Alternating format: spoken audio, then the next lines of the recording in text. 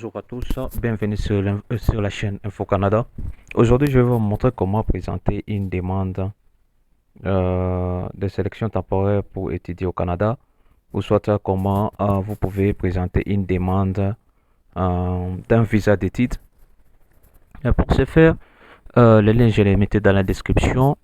Et là, je vais vous montrer quelles sont les conditions, quels sont les documents que vous pouvez déjà préparer pour faire une demande de votre visa d'études, ou soit le permis d'études.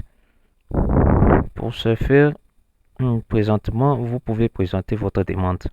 Voici les étapes à suivre pour présenter votre demande de sélection temporaire pour études.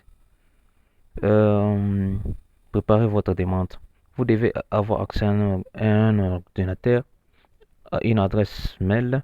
Assurez-vous d'avoir en main votre passeport premièrement. Vous voyez ici, j'en dis votre passeport premièrement. La lettre d'admission de votre établissement d'enseignement au Québec qui indique ses coordonnées et ses informations. Deuxièmement. Troisièmement, le montant des frais de scolarité. Quatrièmement, votre carte de crédit, si vous en avez. Euh,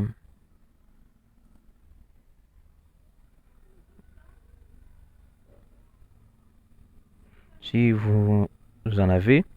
Et s'il y a lié avec aussi en main, euh, vous pouvez en avoir.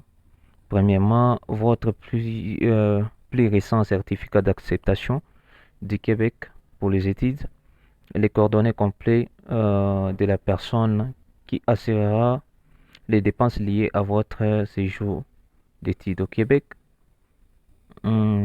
Troisièmement, les coordonnées complètes de votre représentant ou représentante autorisée. Vous voyez, ce sont les documents que vous devez en avoir, ou les documents que vous devez en avoir avant de faire une demande de permis d'études ou de permis des, ou des permis d'études pour étudier au Canada. Pour ce faire, là c'est vraiment très simple.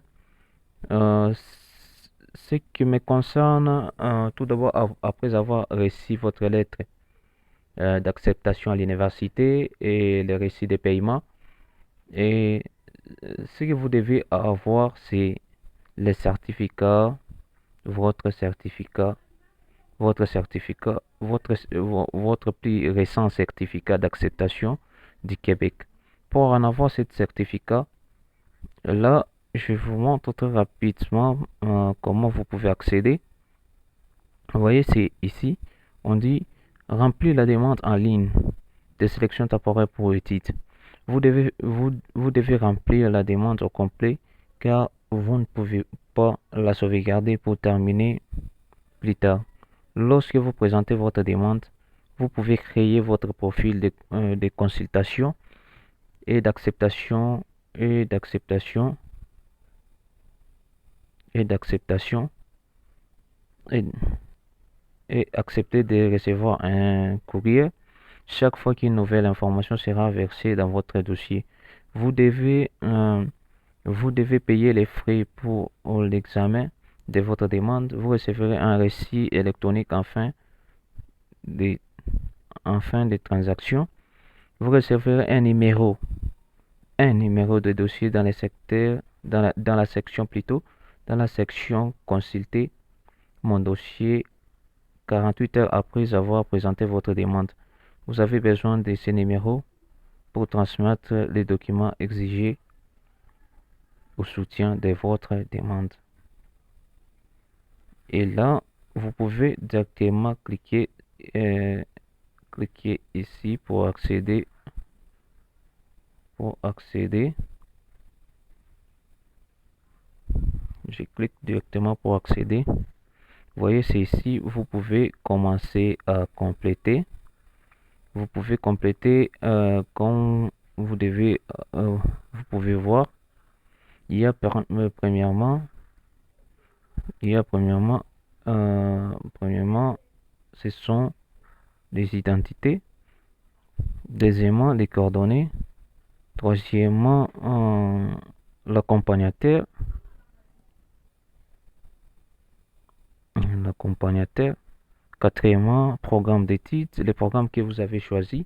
Vous pouvez compléter les dates du début et les dates de la fin. Ici, quatrièmement, ce sont les établissements. Quel est le nom de l'université, les coordonnées, l'adresse complète. Quatrièmement, l'enseignement complémentaire, les renseignements complémentaires plutôt, renseignements complémentaires. Cinquièmement, situation financière, vous pouvez juste définir sur votre lettre d'acceptation. Vous allez voir, il y a toutes les informations concernant les Minerval, concernant la date de fin et la date de débit et la date de fin. Et quatrièmement, l'autorisation. Cinquièmement et huitièmement, et plutôt neuvièmement, vérification des données fournies.